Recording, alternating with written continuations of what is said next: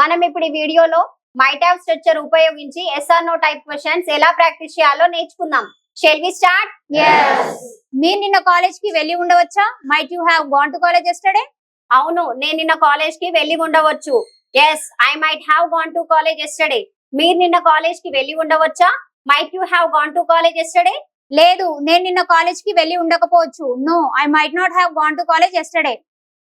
Might you have gone to college yesterday? Yes, I might have gone to college yesterday.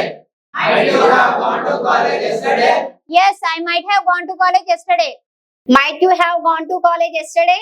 No, I might not have gone to college yesterday. Might you have gone to college yesterday? no, I might not have gone to college yesterday. English వింటే రాదు, English వింటే రాదు, అంటేనే వస్తుంది. అంటేనే వస్తుంది.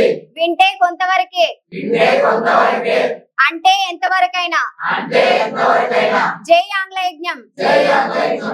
Mister as Reddy గారిచే కలం కాగితం లేకుండా కేవలం 20 రోజుల్లో ఇంగ్లీష్ నేర్చుకుందాం రండి.